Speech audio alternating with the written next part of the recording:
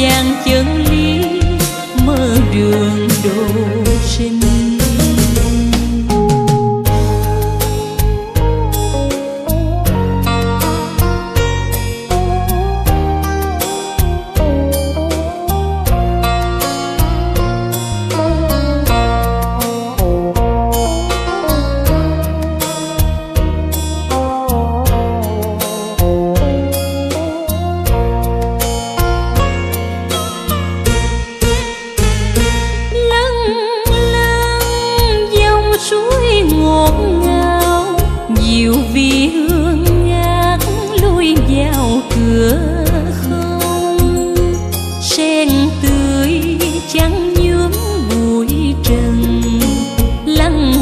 Tình thức chuông ngân nhẹ nhàng, nhiệm quyền ánh sáng từ quan, chắp tay niệm Phật trút ngàn khổ đau, chắp tay niệm Phật nhiệm màu, thế tôn ân đức biển sâu bao đời.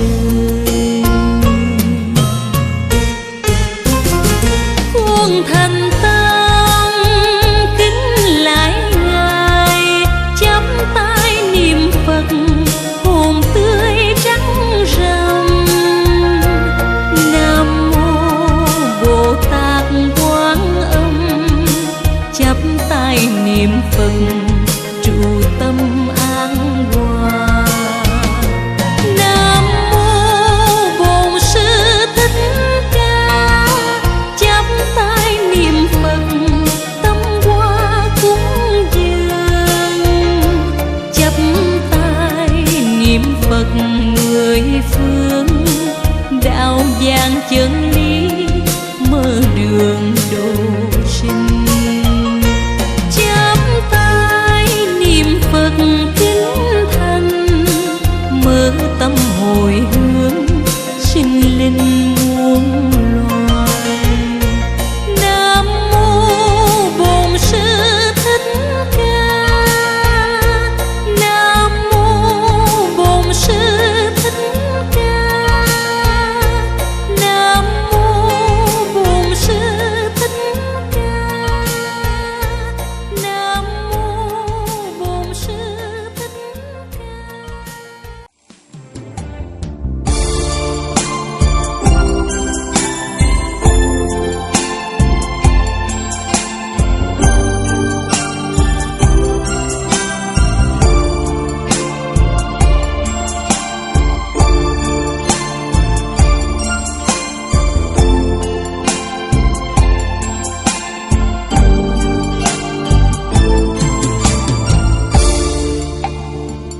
Dưới tòa sen vàng con quy lại Bồ Tát Quan Âm, người đã cho con niềm tin yêu giữa cuộc đời. Quan Âm Bồ Tát hiểu biên thông 12 nguyện lớn rộng mênh mông, cứu giúp bao người qua cơn khổ nạn từ bi độ đời. Quan Âm trái tim sáng ngời của người hoạn nạn qua cơn khó khăn. Quan Âm tay cầm bình nước cam lồ, tay cầm nhành liễu thân vàng, rơi khắp thế gian tốt tươi mát mẻ mười phương thanh nhàn. Dưới tòa sen vàng hương trầm tỏa ngát nhân gian, lạy Phật Quan Âm dìu con qua bến mê đời, cho con được sống đời an vui, cho con được sống đời xinh tươi. Quan Âm cứu khổ, Quan Âm cứu nạn đời con rạng ngời.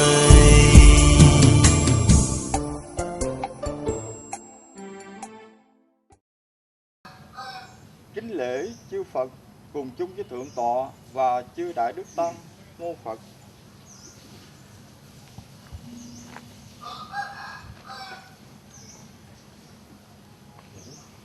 Mô Phật.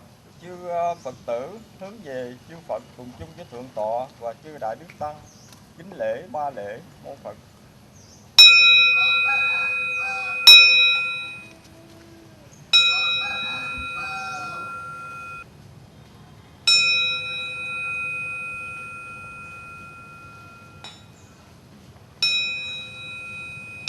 Ngày 13 tháng 3 năm Kỷ Sửu, hưởng thọ 91 tuổi. Cầu An, Lê Thành Danh 58 tuổi, Nguyễn Thị Sáng 57 tuổi, Lê Thành Trí 35 tuổi, Lưu Hoàng Diệu 33 tuổi, Lê Thảo Nhi 6 tuổi, Lê Thảo Phương 1 tuổi, Lê Thị Ánh Lan 34 tuổi, Trần Trân 46 tuổi, Trần Chén Hồng 13 tuổi, Trần Lý 8 tuổi, Trần Nghĩa 6 tuổi, Lê Phước Ân 31 tuổi, Lê Phước Hiệp 29 tuổi, Âu Văn Tần 46 tuổi, Nguyễn Thị Đẹp 46 tuổi, Nguyễn Thị Gỡ 55 tuổi. Kính lạy Đức Thầy Thích Ca Mâu Ni Phật. Môn Phật.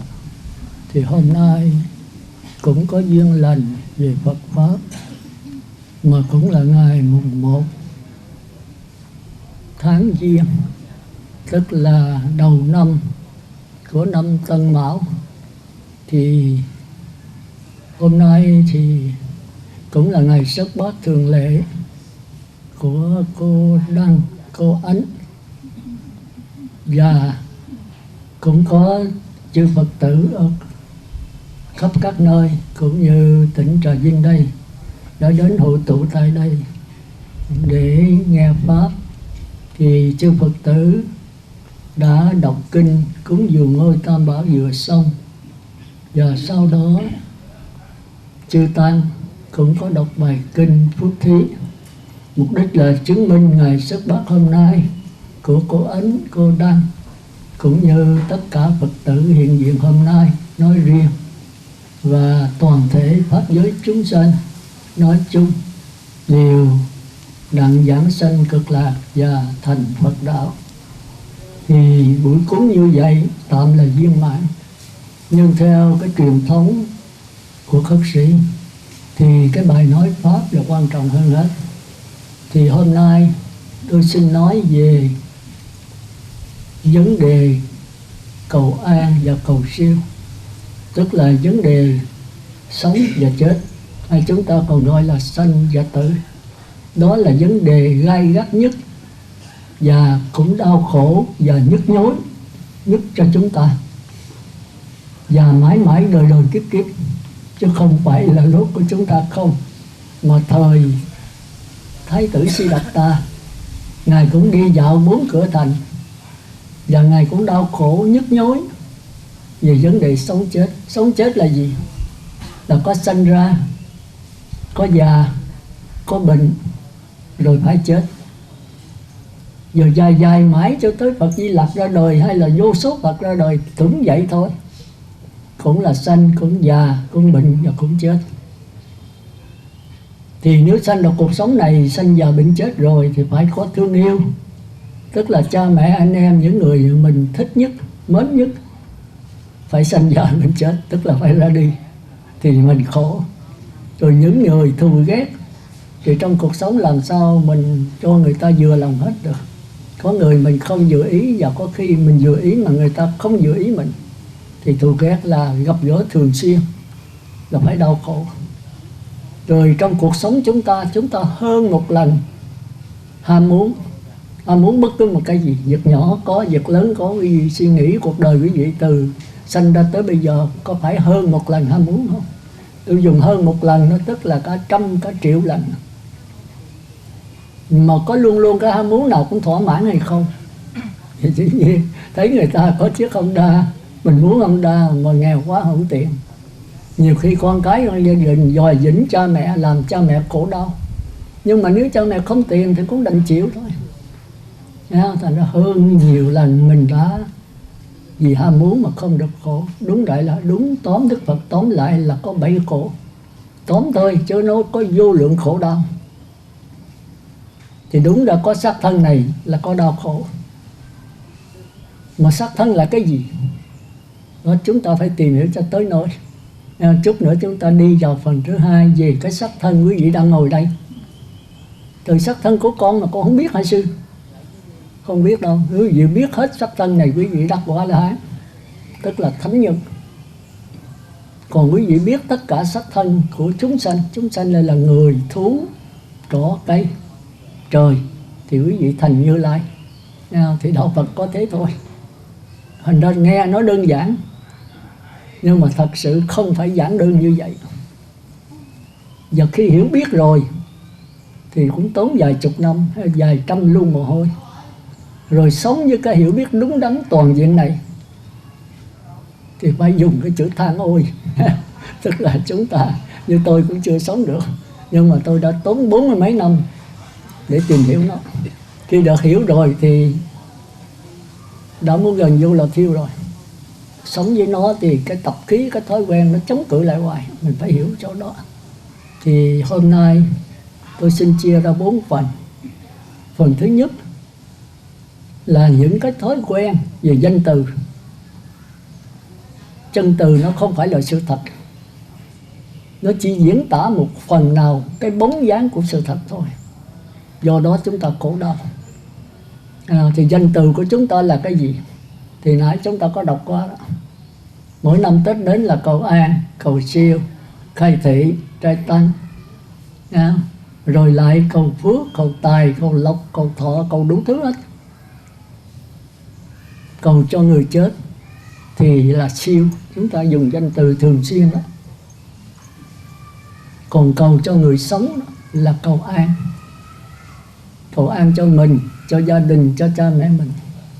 Rồi khai thị là giúp cho cha mẹ mình biết con đường đầu thai giáng sanh, từ đâu đến và phải tu sao.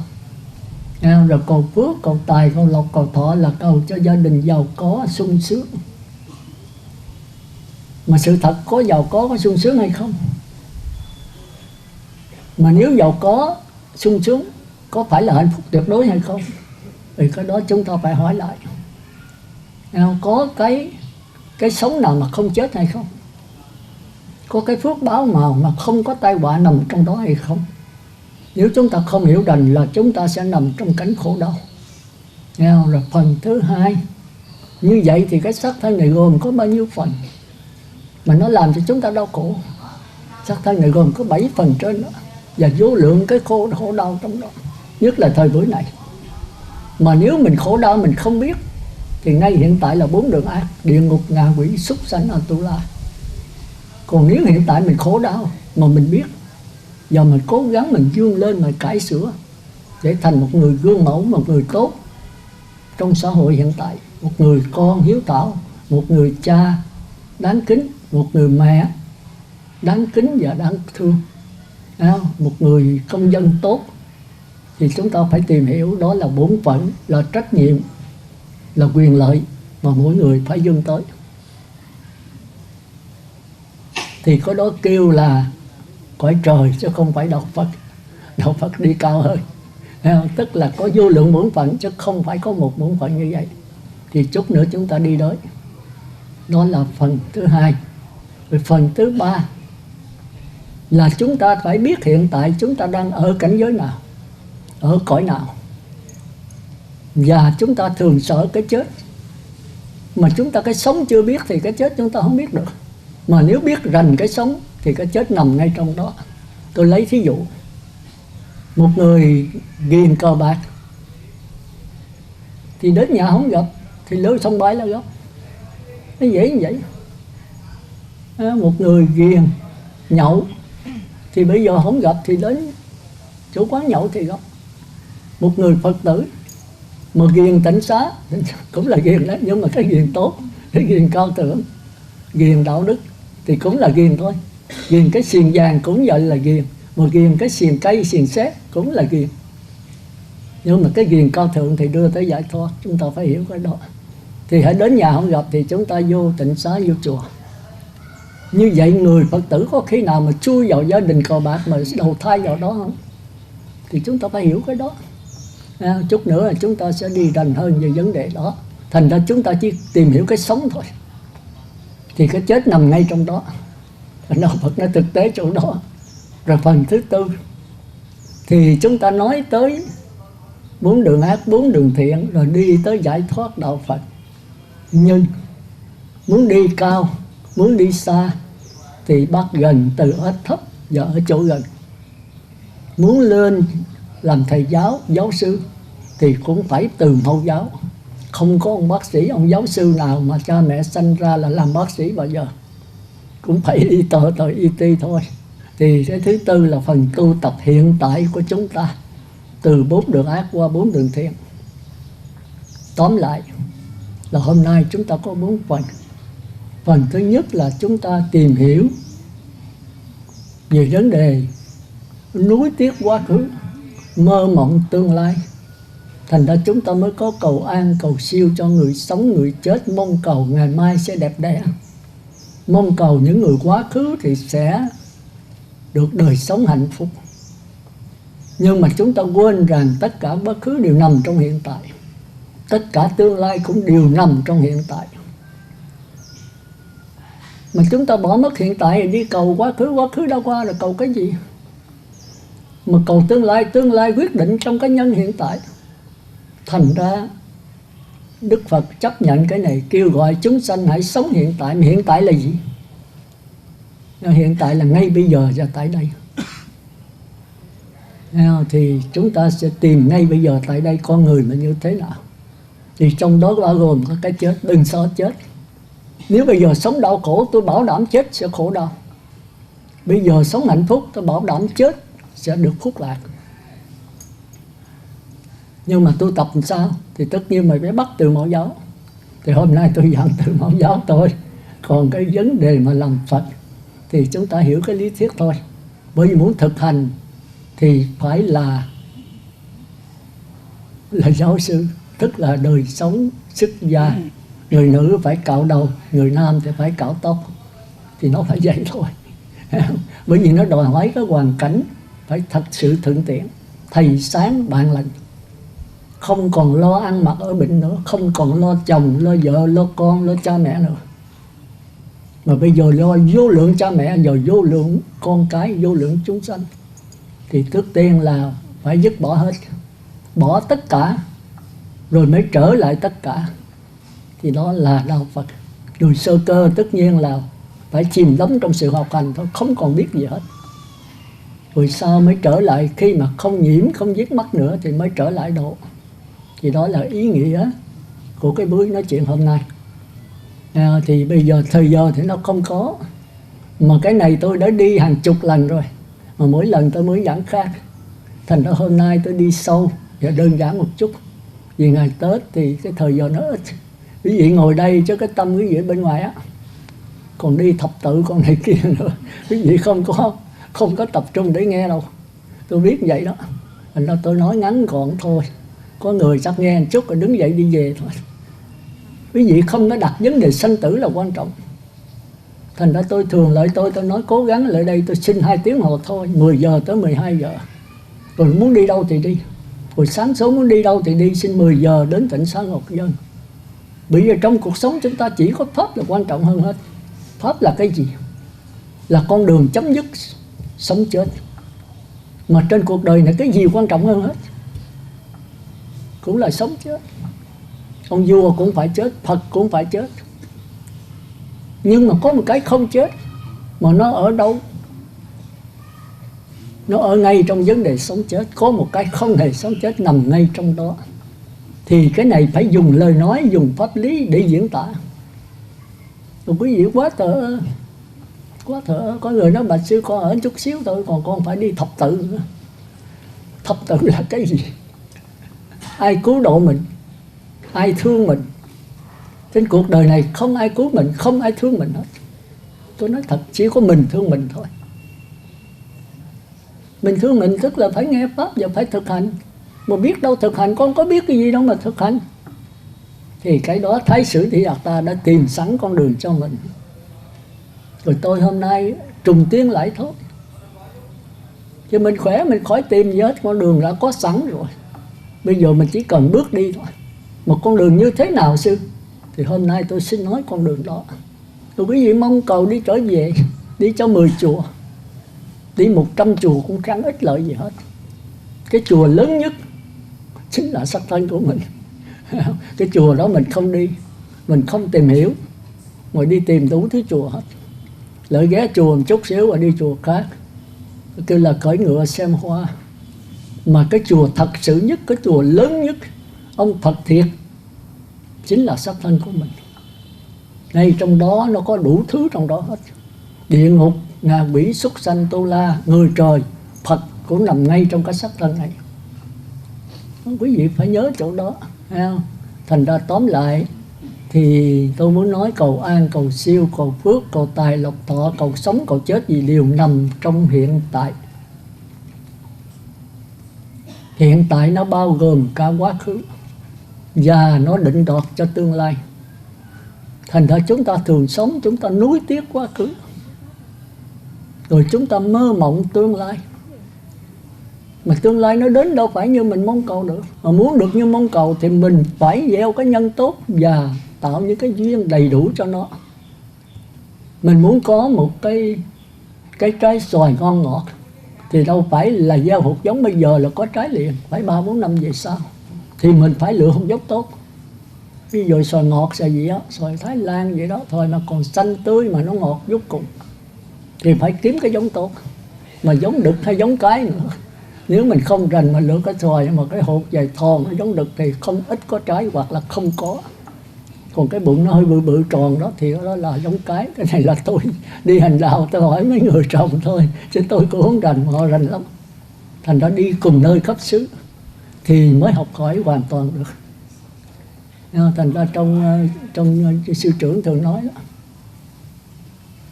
vừa học qua vừa dạy chúng sanh. Chính trong chỗ học và hành, nhiều nơi kinh nghiệm mới được thành toàn năng.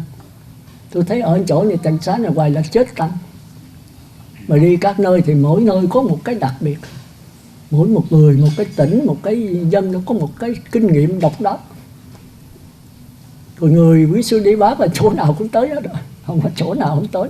Như Trà Vinh đây, Phật tử nói thật sự chưa biết rành cái Trà Vinh bằng tôi á. Tôi nói thiệt, tôi ở 3 tháng là tôi rành hết rồi.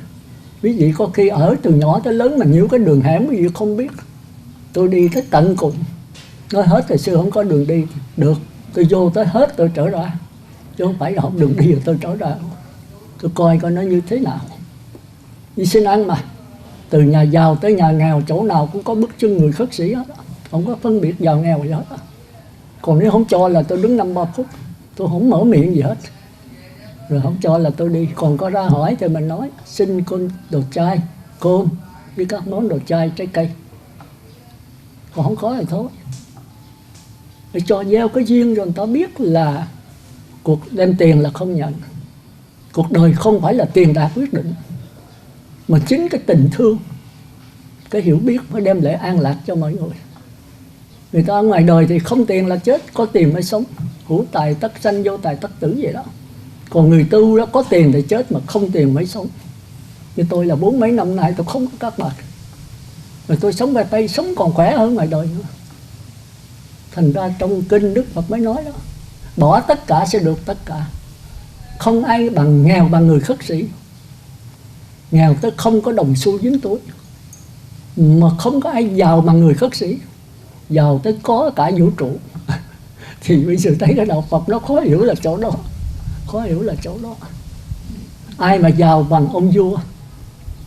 Thế mà ông vua so với Đức Phật không bằng một cái lai của Đức Phật. Đức Phật là không có tiền. Ngài đi xin ăn, đêm ngủ với cội cây, chúng ta coi lại coi. Thành ra mình tưởng đâu Thái tử Siddhartha là một người ngu. Cái ngôi vua mà bỏ để đi làm người ăn xin. Con người nói người ăn mày, thật ra người ăn xin nó khác cái ăn mày. Xin ăn tức là xin, cho không cho thì thôi, có thì ăn, không có thì thôi. Ăn mày thì lên tiếng đòi hỏi, cho ít thì còn xin nhiều. Còn người ăn xin là cho đủ thôi, mà cho dư không nhận. Cho tiền bạc không nhận, cho gạo không nhận, cho đồ mặn không nhận. Chỉ xin cơm và đồ chay, trái cây cho qua ngày. Ngày một bữa ngọ chay đậm bạc, thể ít nhiều lê quắc tùy duyên. Pháp màu mà khất thực giáo khuyên, nêu cao một tấm gương hiền soi chung. Về sự mặt, về chỗ ở thì thương dung nhàn hạ, dưới gốc cây liều lá đơn sơ, miễn là tránh nắng đục mưa. Sống không cần xinh đẹp mà chẳng ưa màu mè, về sữa mặt thì đủ che thân thể, không xe xua, không vẽ phù hoa, tấm y bá nạp nhu hòa. Bước chân giữ khách ta bà dân du. Thì chúng ta thấy ăn mặc ở là không cần tới, thì trên đời còn cái gì nữa? Trên đời quý vị có 4 điều thôi: ăn, mặc, ở. Giết chết con người còn 3 cái này. Chúng ta ăn thì không ăn cả trăm món, giết một con mãnh thú này kia để mà ăn. Biết bao nhiêu loài thú đau khổ gì mình. Thú kia nó cũng là thân, mà cũng xương cũng thịt có phần như ta. Đánh đau chúng nó kêu ra, mà tiếng kêu đứt ruột, tiếng la xé lòng. Thì chúng ta phải hiểu, muôn loài nào khác chi ta cũng tìm sự sống mà lánh xa tai nạn. Có cha mẹ, có họ hàng, kết bè sinh hoạt mà hiệp đoàn siêng năng. Thì chúng ta phải hiểu là thương con mình, thương cha mẹ mình thì phải thương loài thú. Ai bắt con mình giết, cha mẹ mình đánh đập thì mình đau lòng. Vậy mình giết con thú nó đau lòng không? Giết con gà mẹ, con gà con nó đau khổ không? Mình phải hiểu chỗ đó. Chút nữa tôi nói sâu về vấn đề ăn chay này, để rằng Tết là quý vị thấy quý vị khó ăn chay lắm. Thành ở ngoài ta có nói hết Tết thì dịch gà kêu chết. Mình sung sướng trước cái sự đau khổ của chúng nó. Thì đó là phần thứ nhất. Tôi nói quý vị muốn sống, phải sống cuộc sống hiện tại. Hiện tại là ngay bây giờ và tại đây. Thì chúng ta nói ngay bây giờ thì cha mẹ con đã chết rồi, làm sao độ cha mẹ? Thì cha mẹ chết rồi, nếu mình chưa đắc La-hán làm sao biết cha mẹ mình siêu hay không? Nhưng mà mình có một cha một mẹ sao? Những người chung quanh không phải cha mẹ mình sao? Con gà con vịt phải là cha mẹ mình hay không? Con trâu con bò con chó phải hay không? Chúng ta nói cái này thì mơ hồ khó lắm. Có mơ hồ không? Thì chúng ta thấy tại cái hiểu biết mình quá kém. Thành ra tôi thường thí dụ Phật tử đến tôi hỏi: cô hay ông thấy bằng gì? Nó thấy bằng mắt, nghe bằng gì? Bằng lỗ tai, đi bằng cái gì? Bằng cái chân, nói bằng cái gì? Bằng cái miệng. Thật ra là sai. Do cái sai này mới đau khổ. Thì ai không nói vậy, nói hồi đó tôi mới vào đầu cũng vậy. Tôi coi kinh tôi thấy trong Di Thức Hội rồi tôi cũng nói vậy thôi. Ai không thấy bằng mắt, ai không nghe bằng tai, ai không đi bằng chân, ai không nói bằng miệng. Nhưng thật ra không đúng. Do cái không đúng mới đau khổ. Còn nếu chúng ta hiểu đúng rồi, cái đau khổ không có. Thì nếu mà nói vậy thì bây giờ người sống ở đây thì nghe mắt thấy tay, mà người đến nằm xuống chết thì cái thây ma này có thấy, có nghe, có nói, có đi không? Nó cái thây ma làm sao thấy, làm sao nghe? Sự vậy cho thây ma này có mắt, có tay, có chân không? Thì chúng ta thấy câu trả lời hoàn toàn sai. Nó không có hợp. Vậy thì chúng ta thấy bằng gì, nghe bằng gì, nói bằng gì, đi bằng gì? Thì chúng ta phải đi sâu vậy đó. Cái này tôi đã giảng nhiều lần rồi, quý vị về phải suy gẫm lại. Chứ không phải nghe rồi bỏ qua, mà phải nhìn ngay trong cuộc sống mình. Thì chúng ta lấy cái luồng điện thì chúng ta biết. Chúng ta có cái ổ điện. Rồi bây giờ tôi ghim vô cái bóng đèn nó cho ánh sáng. Thì ánh sáng này ở đâu? Chúng ta nói vô bóng đèn. Thật ra cũng không đúng. Bây giờ bóng đèn đứt mà cái luồng điện còn thì ánh sáng còn không? Thì chúng ta thấy vẫn có ánh sáng. Còn bây giờ cái luồng điện cúp rồi có 100 bóng đèn có ánh sáng không? Sao phải nói không có? Thì ánh sáng này đâu phải bóng đèn mà của luồng điện. Thì cũng vậy. Chúng ta có 6 cái bóng đèn hay là 6 cái quang năng. Nếu chúng ta ghim vô bóng đèn nó cho ánh sáng, mà ghim vô quạt máy nó cho quay, ghim ở tủ lạnh nó cho lạnh, ghim radio nó cho hát, thì cái đó chính là cái dụng của luồng điện. Thành ra cái linh hồn, luồng điện mình mới là quan trọng. Nếu cái linh hồn này nó mượn con mắt nó phát thì nó cho cái thấy, nó mượn lỗ tai thì nó cho cái nghe, nó mượn cái mũi nó cho ngửi, miệng có miệng cho nói, nó sai biểu cái sắc thân đi. Thì trong cơ thể mình cái linh hồn là quan trọng, luồng điện là quan trọng hết nhất. Luồng điện nó có thể phát ra 6 cách diệu dụng, mà không chừng 6 mà cả trăm. Thành ra bóng đèn có thể đứt, quạt máy có thể hư, bàn ủi có thể hư, radio có thể hư. Nhưng mà cái luồng đường điện luôn luôn còn, không bao giờ mất. Vậy thì cúp điện rồi sao sư? Nó trở về không gian. Thành ra cái thấy, cái nghe, cái ngửi, cái đó chưa phải là luồng điện nữa. Nó đi sâu không phải là luồng điện, mà nó là cái dụng của điện. Còn điện có một thôi mà diệu dụng vô cùng. Tôi nói đại khái thôi, về suy nghĩ thêm ha, tôi đã giảng nhiều lần rồi. Như vậy thì hôm nay tôi muốn nói là vấn đề luồng điện linh hồn mới là chánh. Thành ra chúng ta nương vào con mắt, nương vào lỗ tai, nương vào lỗ mũi, nương vào cái chân để nhận lại cái luồng điện bất tử nằm ở trong đó. Nương vào ánh sáng bóng đèn, sức nóng bàn ủi hoặc máy quay, chúng ta nhận lại luồng điện. Còn ánh sáng bóng đèn hoặc máy chỉ là cái dụng của điện thôi. Cái này thì hơi cao, phải nghe nhiều lần, quý vị về suy gẫm thêm. Thành ra tôi muốn nói là nhờ có sắc thân này chúng ta mới nhận được cái bất tử. Nhưng mà sắc thân không phải là bất tử. Sắc thân này nương vào cái bất tử, nương vào luồng điện mới phát hiện ra cái diệu dụng của nó. Đó là cái điều thứ nhất mà chúng ta cần phải hiểu. Mà những cái diệu dụng ở đâu? Ở ngay bây giờ và tại đây. Ngay bây giờ và tại đây. Thì sau khi rồi bóng đèn đứt, bàn ủi hư hoặc máy hư là mắt, tai, mũi, lưỡi đều chết hết. Thì chúng ta còn lại cái luồng điện linh hồn. Cái này Phật tử về cố gắng tu nha. Hôm nay tôi nói thì nó hơi ngắn gọn mà không rõ ràng. Nhưng mà xin thưa tôi đã giảng nhiều lần về trước rồi. Hôm nay chúng ta lặp lại cái điều quan trọng mà chúng ta để ý. Nếu chúng ta tu mà tu trên luồng điện thì ngay bây giờ tại đây chúng ta là Phật. Còn tu ngay trên các bóng đèn thì ngay bây giờ chúng ta là 4 đường ác hoặc là cõi trời. Nếu cái bóng đèn mà nó tối, nó là có 50W thôi mà chúng ta muốn nó 80, 200W thì chúng ta phải đổi bóng đèn sắt, cải sửa nó. Thì cái cải sửa này là người trời. Thành ra cái tối sáng là do cái bóng đèn là không đúng, mà cái luồng điện lúc nào cũng vậy thôi. Còn chúng ta nhận được cái luồng điện thì luồng đó bao giờ cũng vậy thôi. Nhưng mà điện cao, điện thấp rồi sao sư? Đó là do cái máy hút. Cái máy hút mạnh thì nó là 220V, yếu thì nó 101. Chứ luồng điện nó cũng vậy thôi, điện nó nằm trong trời đất mà. Rồi thì cái này quý vị phải suy nghĩ sâu xa. Thành ra cuối cùng tôi nói cái cuộc sống hiện tại là quan trọng hơn hết. Hiện tại nghĩa là ngay bây giờ và tại đây. Như nãy tôi có thí dụ đấy. Thí dụ hiện tại bây giờ mình nhậu, mình cờ bạc, mình xì ke, ma túy, thì tất nhiên là cái hiểu biết mình cái luồng điện này quá sai lầm. Nó mang trong cái bóng đèn là tật nguyền, bóng đèn là xấu, làm cho đau khổ tất cả mọi người và đau khổ chính bản thân mình.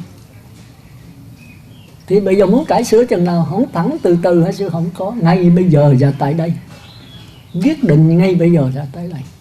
Nếu mà người nhậu nhẹt thì về đánh vợ đánh con, thì gia đình là địa ngục trần gian. Cũng cái nhà đó là nhà địa ngục.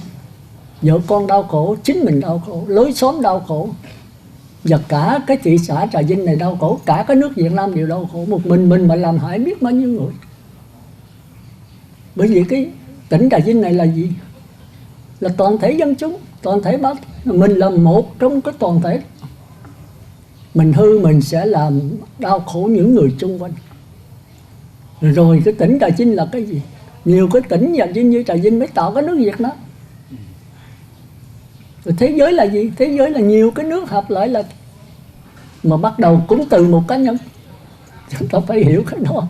Thành ra chúng ta tưởng thưởng mình là một cá nhân, muốn làm gì làm. Cái cá nhân này nó ảnh hưởng tới toàn thể vũ trụ, chứ không phải thế giới không. Nhiều cái thế giới hợp lại mới kêu là vũ trụ. Cái Đức Phật nó còn có vô lượng thế giới, chứ không phải một quả địa cầu này thôi. Có hàng hà sa số thế giới, tức là tỷ không đếm được thế giới mới hợp nhau thành một cái võ trụ. Thì cái quả địa cầu này chỉ là một phần nhỏ của cái võ trụ thôi. Còn cái nước Việt Nam cũng là một phần nhỏ của thế giới thôi.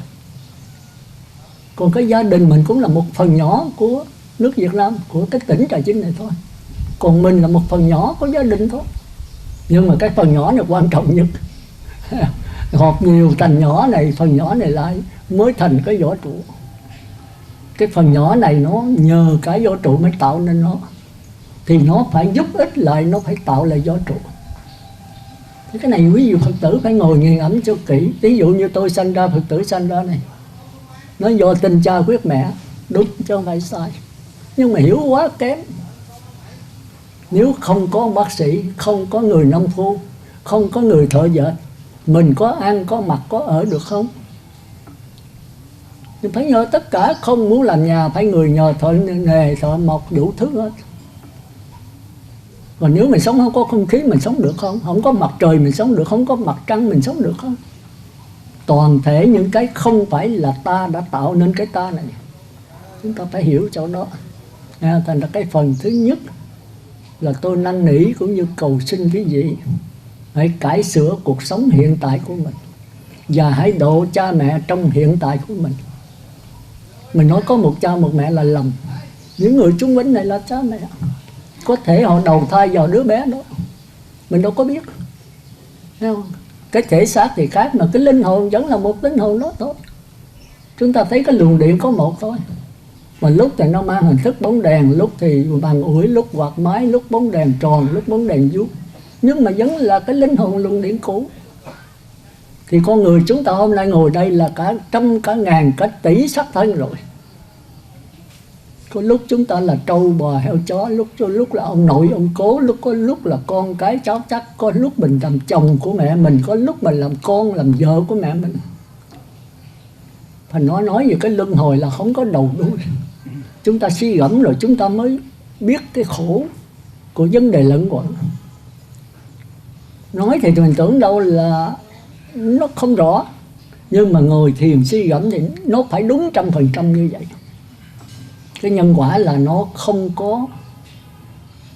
có ai điều khiển nó cứ đủ nhân duyên là nó phát hiện thôi.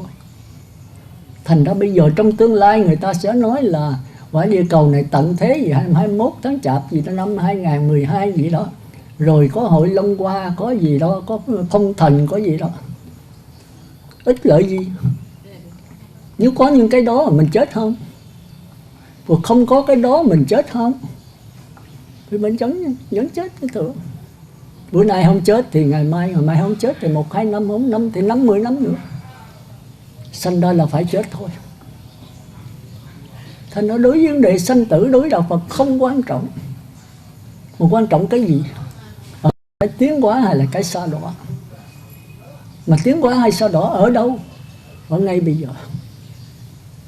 Bây giờ là tôi người cờ bạc thì chắc chắn bây giờ tôi đau khổ thì chết làm sao tôi sung sướng được. Cái tương lai là phải đau khổ thôi. Mà bây giờ tôi cờ bạc là tại đâu? Tại vì quá khứ tôi gần gũi mấy người cờ bạc, thì lần lần nó tập nhiễm tôi cái quen. Thì cái quá khứ đã đưa cái khao khổ hiện tại của tôi. Và nếu hôm nay mà cái tương lai tôi vẫn là cờ bạc, thì trong tương lai tôi là cờ bạc nữa. Thành ra cuối cùng là cái hiện tại là quan trọng nhất. Mà hiện tại là ở đâu? Ngay bây giờ và tại đây. Thành ra ai còn cha còn mẹ thì ráng cứu cha mẹ hiện tại cái xác thân. Một cha một mẹ. Có ai cha mẹ đã chết rồi thì cứu những cha mẹ chung quanh mình. Tôi nói sai là tôi chịu tội. Những người lớn tuổi bằng cha mẹ, đó là cha mẹ mình. Trâu bò heo chó là cha mẹ của mình. Tất cả đều là cha mẹ anh em của mình. Thì mình phải cứu họ. Mà cứu họ làm sao? thì mà phải cứu mình trước. Mình phải làm gương cho tất cả, bởi vì mình sẽ ảnh hưởng cả thế giới, cả vũ trụ lắm. Thành ra tôi muốn nói là quý vị phải ngồi thiền, phải nghiền ngẫm, mà quý vị thấy cái đạo Phật nó rất là hay. Thôi đại khái nó như vậy. Thì ai còn cha mẹ thì cứu cha mẹ ngay bây giờ. Ngay bây giờ là sao?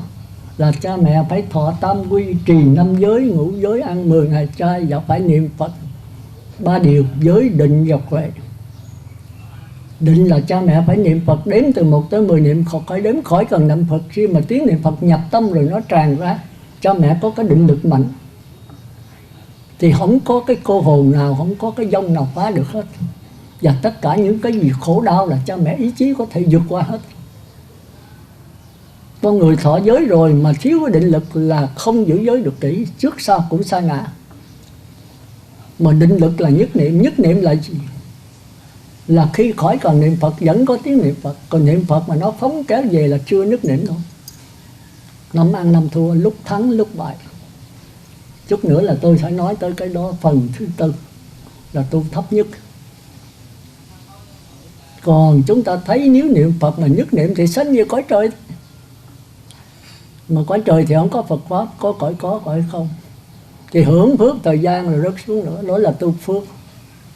Mà muốn tu huệ thì phải nghe Pháp của chúng ta phải hiểu cái đó. Thì đó là phần thứ nhất. Chúng ta phải độ cha mẹ trong hiện tại. Mà cha đẻ đã mất thì độ những người chung quanh. Mà hiện tại là gì? Hiện tại tức là cái xác thân mình đang ngồi đây. Trước tiên phải độ mình trước, rồi độ những người chung quanh mình. Nếu ai còn cha mẹ thì độ cha mẹ hiện tại, còn không còn độ cha mẹ trong quá khứ và vị lai, nhiều kiếp của mình ở đây. Mà độ xác thân là cái gì? Thì chúng ta qua phần thứ hai, chúng ta tìm hiểu con người đang ngồi đây. Chúng ta phải hiểu. Thì tôi đi cái dễ nhất, rồi đi vào cái sâu xa di tế nhất. Xác thân mà ngồi đây thì quý vị thấy mình ngồi có 6 phần. Mắt 1, tai 2, mũi 3, cái miệng 4, cái thân 5. Và cái quan trọng nhất là trung tâm điểm là cái óc. Cứ là bộ chỉ huy đấy, trung khu thần kinh. Tổng chỉ huy hết mắt, tai, mũi, lưỡi, thân đều dồn lên trên đó.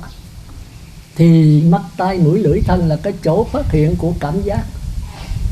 Biết mà chưa phân biệt, biết dễ chịu, khó chịu, không dễ chịu, không khó chịu, có 3 cái đó thôi. Nhưng mà tại sao dễ chịu, tại sao khó chịu? Thì tổng chỉ huy là phải trả lời. Tức là dây thần kinh óc, trung khu thần kinh. Chỗ đó không phải là cảm giác, mà chỗ đó là cái tư tưởng, là chỗ phân biệt, giải thích, phê phán, tổng hợp và phân tích tất cả sự vật. Chính nó đưa cái khoa học đi tới tột đỉnh. Bây giờ chúng ta hưởng biết bao nhiêu cái tiện nghi cũng nhờ cái bộ óc này. Nhưng mà chính chúng ta xuống địa ngục, chúng ta đau khổ, chúng ta trầm luân trong cõi này cũng là tín thắng.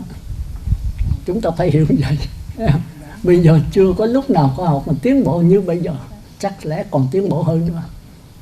Nhưng mà hồi xưa tới giờ tới đây là khoa học tiến tới tột đỉnh rồi đó, nhưng mà còn lên nữa. Nhưng mà chưa có bao giờ chúng sanh đau khổ như bây giờ. Chút nữa tôi cho cái thí dụ về lý trí của khoa học, tức là ông Tề Thiên đấy. Thành ra bây giờ mà đạo Phật đang lên, học sinh, sinh viên rồi hiểu rất dễ dàng, là nhờ khoa học. Chứ hồi xưa đạo Phật là mê tín, chỉ có đạo người trời là rõ ràng thôi, còn đạo Phật nó mù mờ. Từ này phát năng ra điện, phát năng ra bom nguyên tử, phát năng là cái định lý Einstein, E bằng MC bình thường. Nghĩa là vật chất có thể biến thành tinh thần, tinh thần có thể chuyển thành vật chất. Sắc bất dị không, không bất dị sắc, sắc tức thị không, không tức thị sắc. Thì đạo Phật bắt đầu rõ ràng. Thì rõ ràng chúng ta mới thấy rằng tất cả khoa học bây giờ tột đỉnh, chúng ta hiểu, hưởng đầy đủ tiện nghi, cho đến nông dân miền quê, vùng sâu, vùng xa giờ vẫn có điện, có radio, có tivi, có điện thoại, có di động. Ở tại nhà chúng ta biết cả thế giới, nếu chúng ta nối mạng, chúng ta ngon lành vậy. Bây giờ chúng ta ở trong nhà, chúng ta không biết bên Mỹ hay là ở bên Mỹ muốn nghe bài pháp bên đây thì có cái máy đặt ở đây, ở ngồi nghe cũng như quý vị ngồi đây. Tôi đã nghe nói vậy tôi không biết. Ông gì đó, ông để cái máy đâu ở đây. Thì ở bển cổ ngồi, cổ mở thì cũng giống như ngồi ở đây mình thôi. Còn đi xa nữa, chúng ta hưởng vật chất đầy đủ ê chề. Nhưng mà vật chất càng nhiều thì tinh thần mà xuống nữa thì chết. Chúng ta sẽ bị gì? Ở ngoài bây giờ chúng ta kêu stress vậy, bị khủng hoảng. Rồi khủng hoảng dài dài chúng ta đưa tới trầm cảm. Cái danh từ bây giờ đó, tôi đọc cái báo văn hóa Phật giáo thì danh từ mới bây giờ. Trầm cảm tức là khủng hoảng liên tục hoài. Chúng ta chìm trong cô đơn, chúng ta chìm trong vấn đề lúc vui lúc buồn, khi vui khi buồn. Hôm nay mà trời nhẹ lên cao mà tôi buồn, không biết vì sao tôi buồn, một cái buồn vô cớ. Có người ngồi đó rồi miên man trong cái sự cô đơn tuyệt đối, rồi sợ mình, chạy trốn tất cả mọi người, giống như con chuột mà nó chạy xuống tràn lên trốn. Chúng ta bây giờ ở trong trạng thái đó, chúng ta không dám đối diện với mình là cái gì. Thì chúng ta bắt đầu đi con người mình, thì đầu tiên là mắt, tai, mũi, lưỡi, thân, ốc. Rồi nếu có mắt, tai, mũi, lưỡi, thân, ốc thì phải có cái đối diện của nó. Hãy có nhận thức thì phải có đối tượng có nhận thức. Tôi biết, tôi thấy là tôi thấy một cái gì, chứ thấy không có cái gì là không thành cái thấy. Đó là thế giới của lý trí ạ. Tôi thấy cái chai nước khoáng thì phải có tôi là cái biết, và chai nước khoáng là đối tượng của cái biết của tôi. Tôi nghe là tôi nghe một cái gì, nghe không có cái gì đâu, nghe tiếng sư nói thì tôi phải có cái tâm nghe, và cái tiếng của sư là đối tượng của cái nghe của tôi. Tôi ngửi một cái mùi thơm thì tôi phải có cái lỗ mũi, tôi ngửi, tôi biết cái mùi đó, mà mùi đó phải là cái đối tượng. Mùi dầu thơm, dầu nước hoa, dầu xanh thì cái đó là cái đối tượng của cái ngửi của tôi. Phải có hai, có người nhận thức, người biết, và có đối tượng được biết.